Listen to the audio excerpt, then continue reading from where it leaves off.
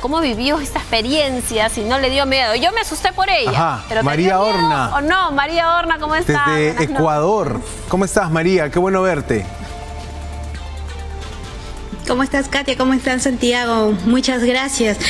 Como ustedes lo han presentado, ha sido una semana muy tensa, sobre todo en esta crisis de inseguridad y violencia que está viviendo Ecuador.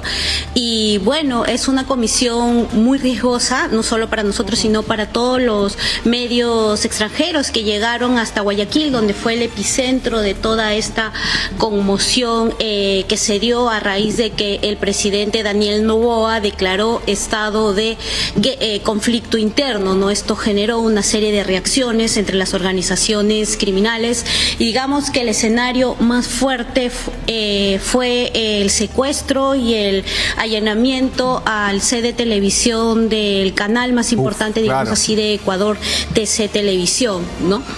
Eso fue impactante, María. Hemos visto ayer tu reportaje, pero realmente esa pregunta con la que entraba Katia, ¿no? Y creo que estamos en el espacio ideal para que nos cuentes detrás del reportaje, ¿no? O sea, ¿cómo lo viviste? ¿Fue tan fácil para ti moverte como te mueves en Lima, por ejemplo, con tus fuentes policiales? ¿Vas a una dependencia a otra? O en este caso, ¿cómo has encontrado la calle? ¿Se puede sentir esa violencia, esa tensión entre la gente? No fue una comisión fácil, sobre todo por la coyuntura en la que se daba, donde las garantías, pues nadie tenía garantía en ese momento, ¿no? Imagina que hasta los medios de comunicación fueron blanco de agresión y violencia por estas organizaciones criminales. Cuando nos dan esta comisión junto a Juan Carlos Zamoretti, nos señalan que teníamos que viajar a Guayaquil, porque hace solo fuimos casi testigos de lo que se estuvo viviendo con el secuestro de los periodistas en Guayaquil. Desde un primer momento quisimos llegar, los vuelos por el tema de coyuntura ya estaban cancelados.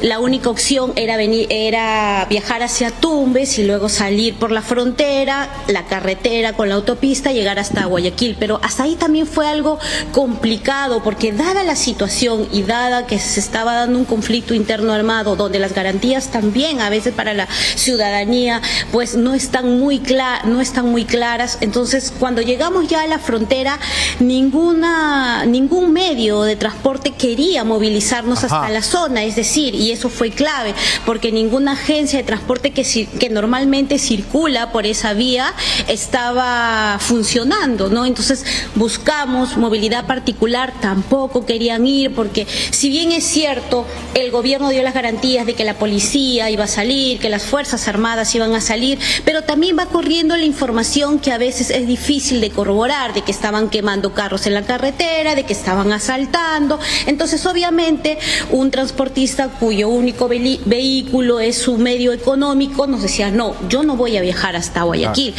Conforme fueron pasando las horas, logramos conseguir este vehículo, una persona muy amable de Huaquillas que nos dijo, bueno, sí, yo los puedo llevar hasta Guayaquil, pero eso sí, vamos a tener todas las medidas de seguridad. Durante todo el trayecto, en una autopista que digamos así, podemos verlo como la Panamericana Norte, que hay un comercio totalmente amplio, que es una carretera que no cierra las 24 horas, porque tú ves cómo los camiones que traen y llevan cosas de primera necesidad circulan con total normalidad. En este caso, no, era prácticamente una autopista fantasma y los locales comerciales, los grandes restaurantes que también reciben en ese trayecto a las personas que van movilizándose de una localidad a otra, estaban cerrados.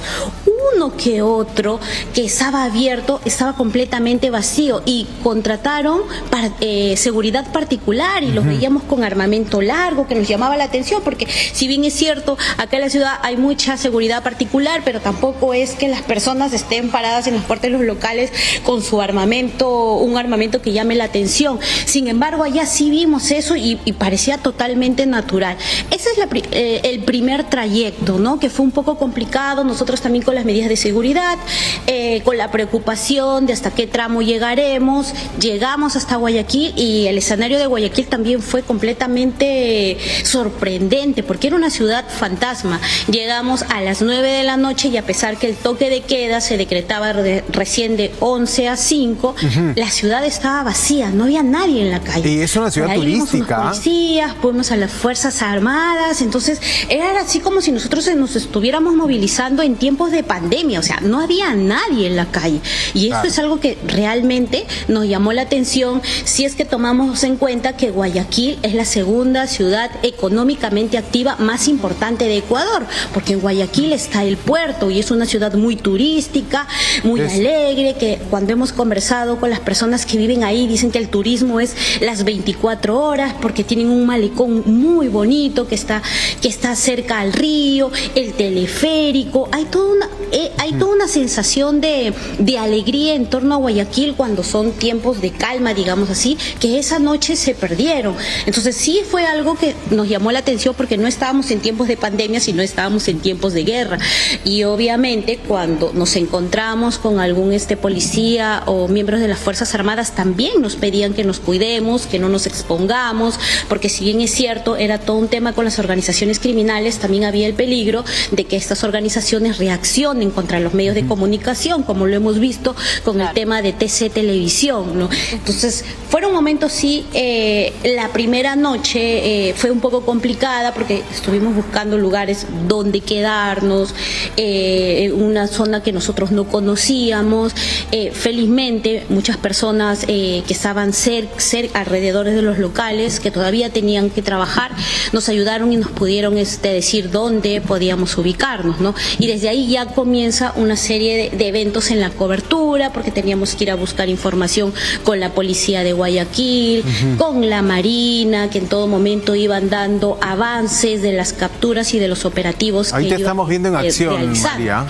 Estamos con las imágenes donde estás corriendo de un lado a otro porque tú recorriste, además, esta zona donde nadie te quería hablar. También habían personas que decían que no te podían tampoco decir mucho, pero sí lograste conversar con varias otras personas. María, ¿sentiste miedo en algún momento? ¿Cómo es a la fiscalía a poner una denuncia? Sí, miedo principalmente porque estábamos en un lugar obviamente fuera del país, en una situación donde también los medios de comunicación éramos blanco objetivo, también las recomendaciones de la policía y de las Fuerzas Armadas que nos decían por favor no se alejen de nosotros, tienen que estar detrás de nosotros. Y hubo un momento en el que fuimos a este lugar que se le conoce como la 20 y el cruce con la avenida Cuenca. Cuando hemos llegado al lugar, pues nosotros no conocíamos bien la zona, no conocíamos, entonces efectivamente es la zona brava, pues la 20, están realizando los operativos, entonces fuimos muy confiados porque estábamos con las Fuerzas Armadas y cuando llegamos al lugar ya comenzamos a ver una serie de señales que nos decían pues que no estábamos entrando o no estábamos pisando un terreno muy amigable que digamos, ¿no? La misma reacción de la gente a veces con la Marina, con la que fuimos, las amenazas que se lanzaban desde las casas, porque si bien es cierto, hay mucha gente, y digamos así, que el 90% de la población está apoyando la decisión que ha tomado el presidente Noboa, y también era cierto que desde las casas aplaudían, pero era un momento tenso cuando se juntaban muchas personas cerca a estos suburbios, como le llaman allá, y también pedían que la Marina se largue del sitio, porque esa era la palabra que ellos utilizaban, lárguense zona de venta lugar, de drogas. ¿no? Entonces, claro, entonces ahí ya nos fueron explicando que esa era una zona, ingresamos a la zona de que es el blanco en el tema de la microcomercialización de droga, que es una zona dominada por las Águilas, por esta banda criminal que había sido también nombrada por el presidente Daniel Noboa como los grupos terroristas a los cuales el objetivo de los operativos era capturarlos. Entonces, conforme fuimos ingresando y vimos la reacción también de las personas, entendimos que no estábamos en un sitio seguro. La misma Marina nos dijo, de acá tenemos que hacer un operativo 10 minutos en este punto, de acá nos vamos más adelante, por favor no se alejen de nosotros, porque esta es una zona considerada la zona sur. Acá no entra ni la policía ni las Fuerzas Armadas, decía. Nosotros, perteneciendo a la Marina, si nos mandaban hace una semana a esta zona, no teníamos las garantías. Entonces, sí entendimos de que el estar en ese momento narrando lo que sucedía era una situación que nos ponía también en un momento de vulnerabilidad, pero es, digamos, es el trabajo que nos toca como medio de comunicación, como Latina Noticias, como periodistas, como reporteros, y no solo yo, sino también todos mis compañeros. Katia, tú también has estado en un momento también en situaciones complicadas. Como periodistas es la labor que nos toca y nosotros tenemos que estar en el centro de la noticia para poder enviar la información que en este caso estaban esperando las personas el domingo en punto final. Y es una situación también que nos asemeja mucho a la realidad que estamos viviendo. Algo que me llamó la atención durante esta cobertura cuando ingresamos a esta zona llamada la zona sur es la infraestructura de las bodegas. Cuando nos íbamos acercando junto a Juan Carlos Amoretti, nos dábamos cuenta que todas las bodegas tenían una apariencia de celda de un pabellón de un penal. ¿Por qué? Porque todas tenían estructuras de barrote, puertas de fierro, eran así unas estructuras con espacios solo cuadriculados donde solo hay espacio para que si tú quieres comprar, no sé, un tarro de leche, salga por el tarro de leche. Las farmacias también tenían la misma estructura, los restaurantes, y eso es algo que nosotros preguntamos, ¿por qué se llega a esta situación? Y nos explicaban que era por el delito de las vacunas, como lo conocen allá, que nosotros acá lo conocemos con el tema de la extorsión.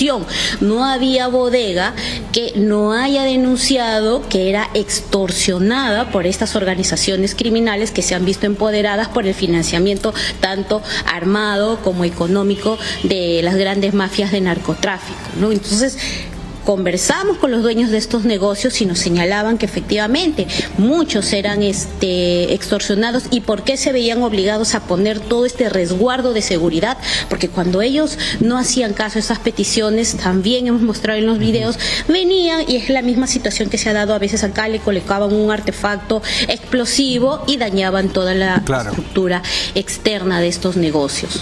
María, una consulta en torno al presidente. ¿Lograste acercarte a la figura de Daniel Noboa y también cómo lo ves a él? Porque es un presidente joven, algunos dicen que quiere seguir una ruta parecida a la de Bukele, ¿no? Hasta en el look, y eso no es cosa menor, digamos, ver la imagen que tiene el presidente en un momento de crisis, pero ¿cómo lo viste? ¿Y qué piensa la gente de Noboa?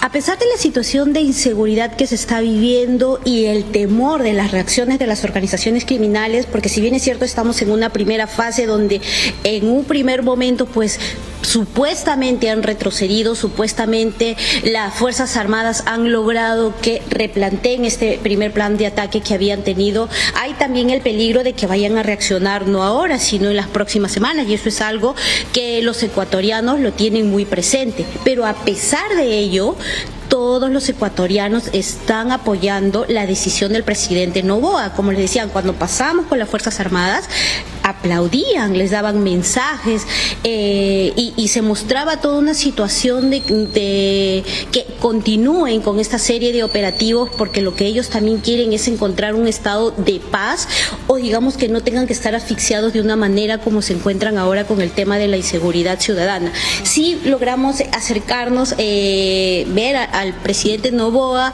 logramos ubicar la residencia, el edificio donde tiene su residencia en Guayaquil, intentamos hasta el último momento conversar con él, pero sus jefes de prensa nos señalaron que por un tema de seguridad, pues él todavía no podía conversar con nosotros, porque quisimos abordarlo cuando él salía de la residencia. Tiene una fuerte medida de seguridad en torno a él, hay seguridad particular, seguridad del Estado, hay todo un mecanismo para evitar que él en algún momento pues pueda ser blanco de un atentado, como en muchas ocasiones a través de mensajes estas organizaciones le han enviado. Claro. No, su agenda todavía no es abierta, porque nosotros quisimos, le preguntamos, así como acá, cuál es la agenda del presidente para poder acompañar. Nos dijeron que por el momento, por un tema de seguridad, la agenda no era factible darla a los medios, pero sí pudimos comprobar que él se encuentra en Guayaquil, al menos los últimos 3 días ha estado en Guayaquil, y desde ahí él ha estado monitoreando todos estos operativos y ha estado pues dirigiendo toda esta situación que en este momento pues está pues conteniendo a las organizaciones criminales, que bien se sabe que no es la solución, porque acá hay una serie de factores que han llevado a que estas organizaciones y bandas logren tener el control en las zonas de Ecuador, pero sí se señala que es un paso importante que la ciudadanía esperaba hace mucho tiempo.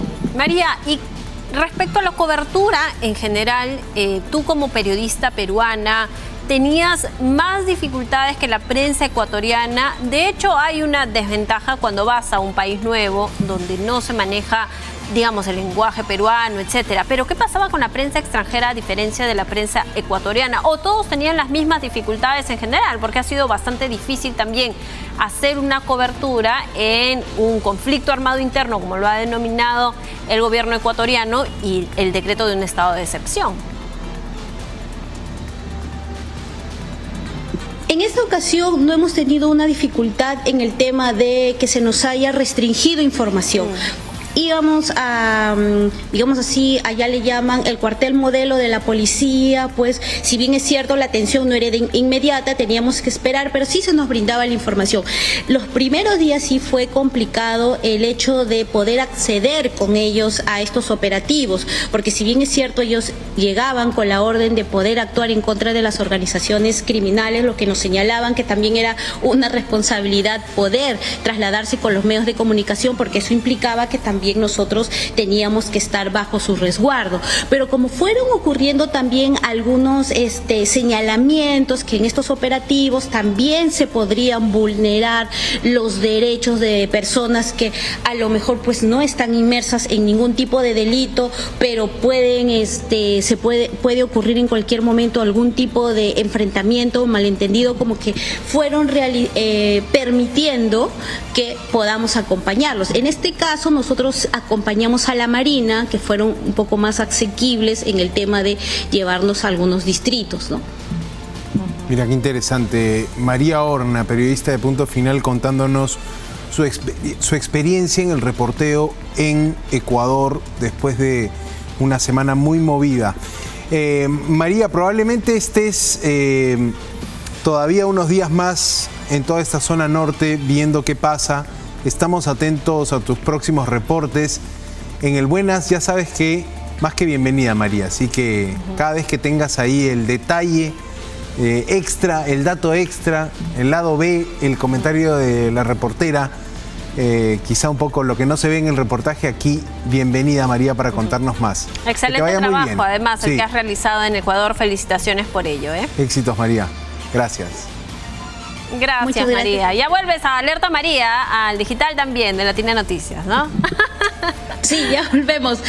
Volvemos en la temporada 2024, por favor. Todavía ahí tenemos muchas novedades y sobre todo mucha alerta para no ser víctimas de la extorsión, de la estafa, sobre todo de la estafa que ha aumentado en los últimos meses. El call center, que María, conocer aquellos detalles para martes poder... en las mañanas, ¿no? Martes. Un ciudadano informado es una víctima menos. Es verdad. ¿Martes a qué horas, María? Martes 9:30 de la mañana. Martes a las 9:30 de la mañana por Latina Noticias Digital. Ya saben, la data.